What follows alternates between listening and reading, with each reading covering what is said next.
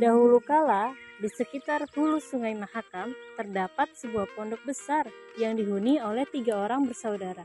Saudara tertua seorang gadis bernama Siluk, saudara kedua bernama Ayus, serta yang paling bungsu bernama Ongo.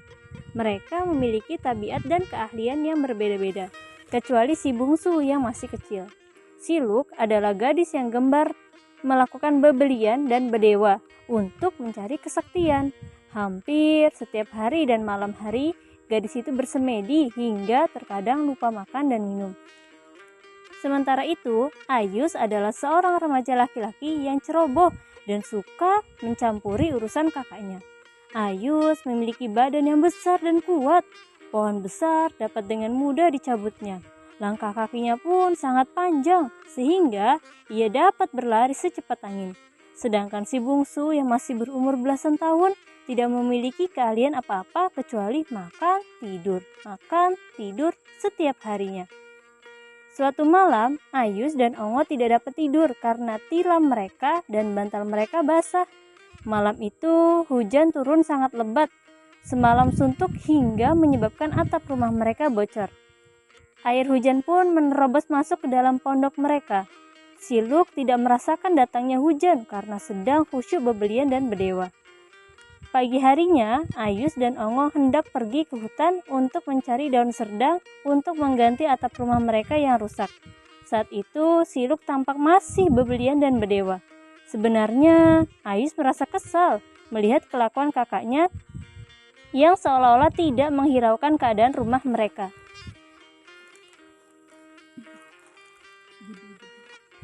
Kak Siluk, hari sudah siang. Aku dan Ongo hendak ke hutan mencari daun serdang. Selesai bebelian, kakak yang nanti memasak untuk makan siang ya.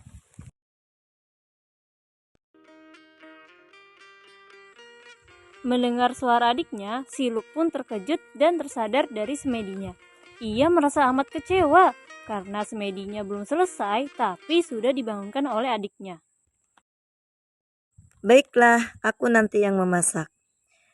Sepulang dari hutan, jangan sekali-sekali kalian membuka tutup periuk. Cukup kalian tambahkan kayu bakar jika memang apinya mulai kecil.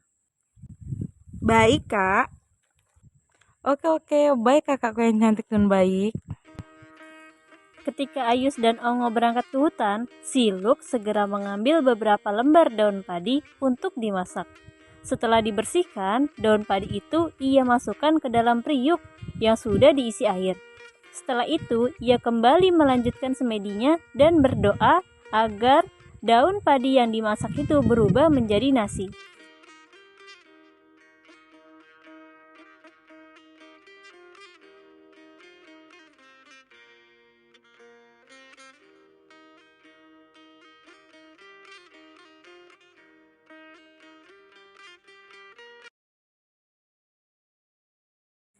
Wahai sang dewata, jadikanlah daun padi menjadi nasi.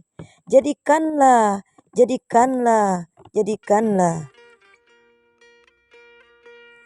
Menjelang siang, Ayus dan Ongo sudah kembali dari hutan dengan membawa daun serdang. Mereka terlihat sangat lelah dan lapar. Ayus pun langsung masuk ke dapur. Alangkah kecewanya, ia melihat periuk nasi masih terjerang di atas tungku. Ongo, cepat bawakan daun serdang itu ke sini, biar kakak yang bawa. Oke, akan kubawakan. Kenapa pancinya masih di atas tungku? Jangan-jangan nasinya belum matang. Oh iya, kok masih di atas tungku? Ayo kita buka pancinya. Ayus penasaran ingin mengetahui isi panci itu. Maka ia pun segera membuka penutup panci tersebut. Betapa terkejutnya, ia melihat panci itu yang ada di dalamnya hanya terdapat beberapa lembar daun padi dan sebagian lainnya berupa nasi. Takut ketahuan oleh kakaknya, ia cepat-cepat menutup kembali panci itu. Hah? Kenapa isinya hanya beberapa daun padi saja dan sebagian nasi? Takut ketahuan kakaknya, Ayus menutup panci itu dan pergi meninggalkan dapur. Sementara itu, Siluk baru saja selesai bebelian. Ia kemudian menuju ke dapur untuk memastikan apakah pancinya nasi sudah tanak atau belum. Begitu ia membuka penutup panci itu, dilihatnya masih ada beberapa lembar daun padi yang tersisa.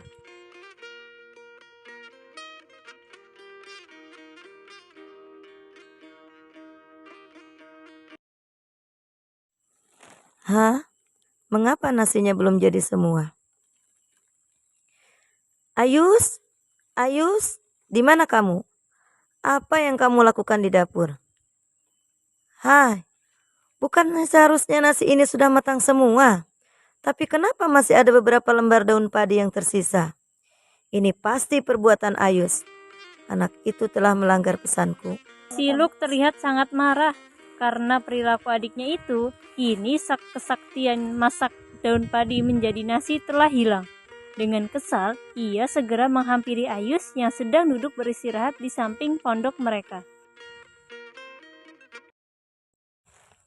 Hai Ayus, kamu telah melanggar pesanku.